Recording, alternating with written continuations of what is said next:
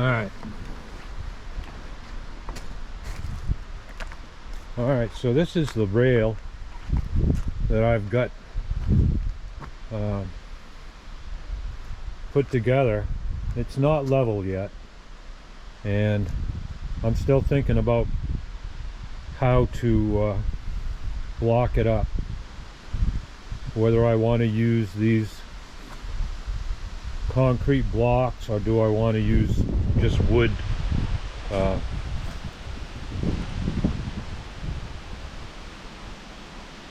So anyway, now did I forget to put the, I did, I forgot to put the measure tape in the bucket. Well, maybe there's a measuring tape at Jose's garage. Let's find out.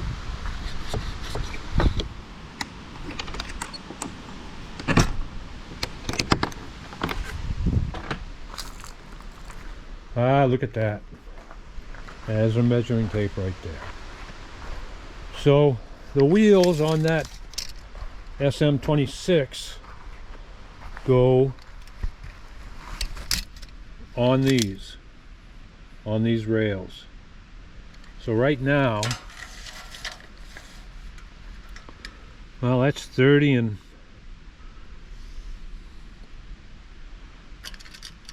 would be what? 30, about 30 and a quarter, about 30. Yeah, about 30. Okay, well, that's closer than what I thought I had. Same there.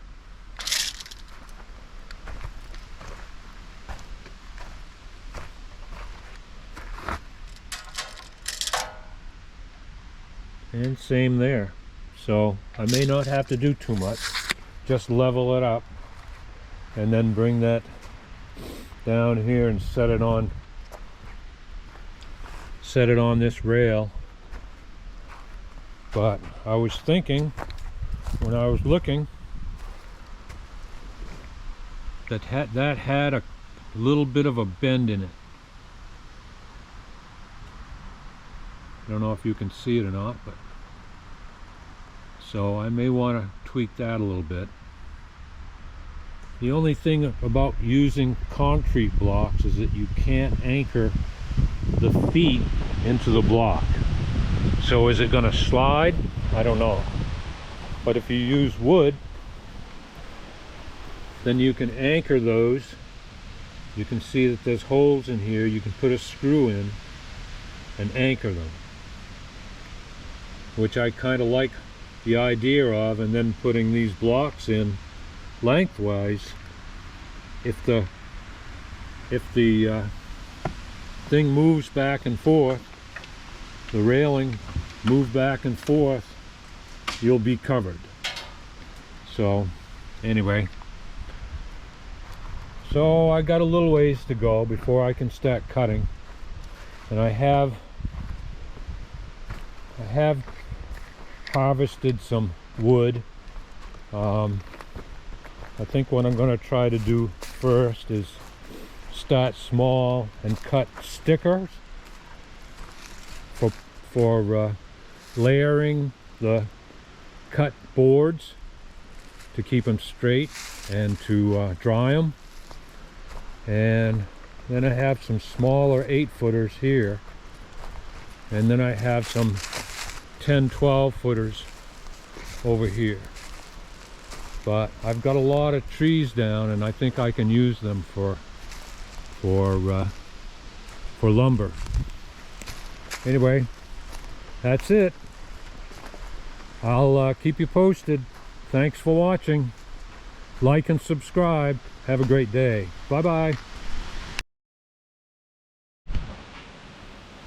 Well, in the background, if you just watched my review for the 350i Husqvarna battery-powered saw, is a MechMaxx SM26 Sawmill. And I just picked this up about a month ago, and I finally got it together, the power head.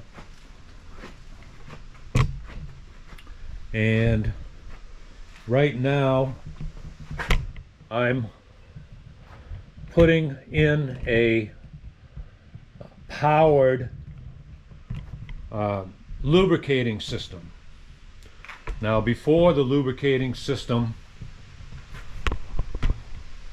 would come from the tank and would always be on. You'd open up the valve, the water would always flow. So what I'm doing is I put in a 12 volt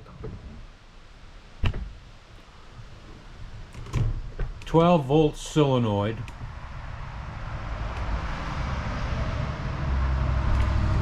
If you can see it.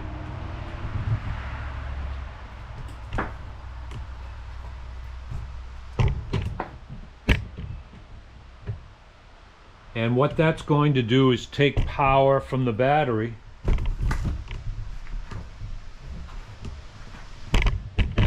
which goes down here. Take power from the batteries. It's going to a switch that will be on the throttle lever here. This switch will go right here, and you'll push your switch on and off to control that solenoid, and you can control the water. So when you're running the saw, you'd have your switch on, but as soon as you stop cutting, you could shut the water off and save what you can of the lubricant. The lubricant is water, but they want you to put in a cup of detergent. Either a quarter to 1 cup of dish soap to the water. So then what I've got to do here is wire everything up and lift it up and get it to the door, and then use my Kubota 3901 with forks to take it down back and put it on the rail. So right now I'm having kind of a dilemma because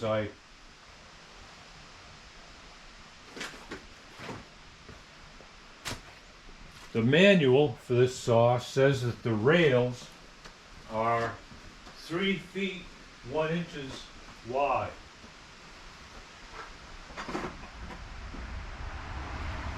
Well, I'm not. They're 30 inches. 30 inches or 31 inches. Right now, the way that this is set up, the rails have got to be 30 inches. And I don't think they are.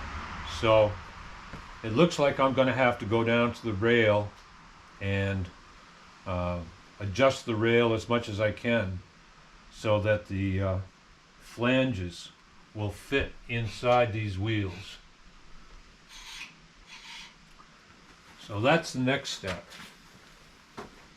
Then I can put the power head on the rail, and I've got to set up the saw blade and the pulleys, which are in here,